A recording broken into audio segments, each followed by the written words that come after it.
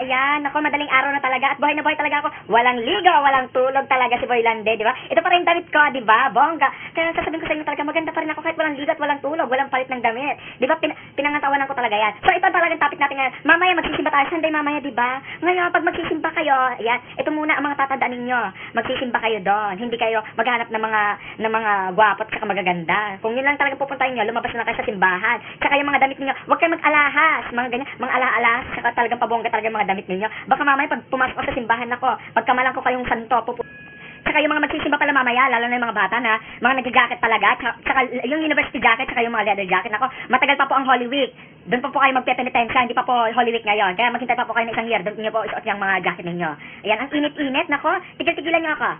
Saka yung mga mother pala dyan, ako, yung mga suot niyo po, simplahan niyo lang po. Saka yung mga alahas po ninyo, yung mga kwan ninyo, alahas ninyo, yung mga ayan, necklace, tapos itong hikaw ninyo, mga singsing ninyo. Nako, hindi, alam ko po, galing po kayo ng Saudi, pero wag na po kayong magsuot-suot ng ganyan. Kasi pagkakamalan ko po kayong mga santo, di ba? Madami na po tayong santo doon. Baka mamaya pupunasan ko kayo ng panyo. Ay, tulungan niyo po ako, gaganyan. Di, ma-okray pa kayo sa akin.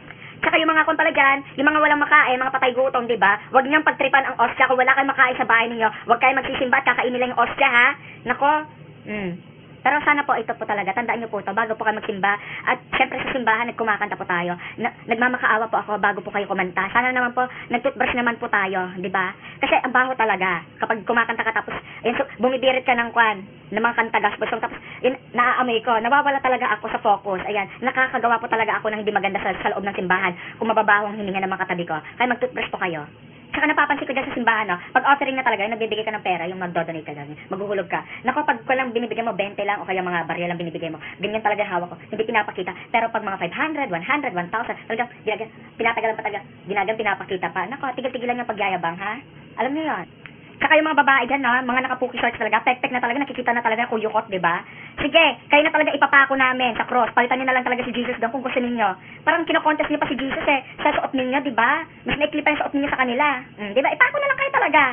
Saka sa simbahan talaga, no? Yung mga baklang kuneho, doon pa talaga sila nagchichismisan. Hindi nakafocus sa simba, yung mga sinasabi ni Father, no? Talaga, sa mga baklang kunehong itong mga to, sige, pagpatuloy nyo yan. Magiging kamukha niyo si Chrissy Fermin, saka si Jobert Caldito. Tangina, talagang lubog-lubog talaga mga pagmukha ninyo. Ay, pagpatuloy nyo yung chismisan yung mga baklang kuneho. Saka kayo, no? Nagsisimba lang kayo, kasi may kailangan kayo. Yun yun, di ba? Di ba? Hihili, sana po, magkaroon ako ng ganito, ganyan. Pero, ultimo thank you man lang sana, o kaya mag-sorry man lang sana kayo, humingi ng tawad sa mga problema nyo. Puro na lang kayo, puro hingi. Ayan. Tapos pag hindi kayo napagbigyan, hindi na kayo magsisimba, di ba? Ganon. Wala mangyayari sa inyo. Hindi kayo talaga pagbibigyan, di ba? Kung puro kayo hingi. Saka dyan sa simbahan ako, yung mga padasal-dasal dyan na mga nagkukan, no? Yung mga paluhod-luhod pa dyan, di ba, nagdadasal.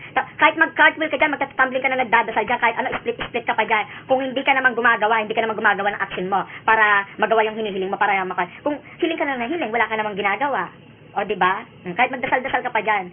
Kasi si Lord, ang tinutupad niya lang, pag gumagawa ka ng way, gumagawa ka ng act para matupad yun, di ba?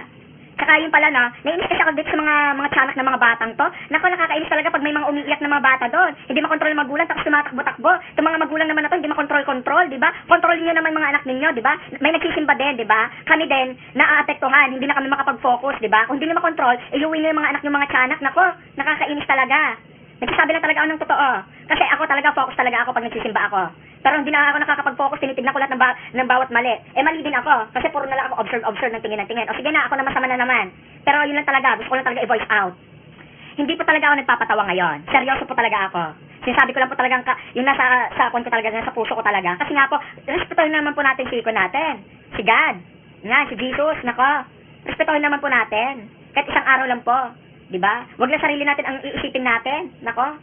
Yan ha, tandaan ninyo. Bago kayo pumasok sa simbahan. Bago kayo magdasal-dasal.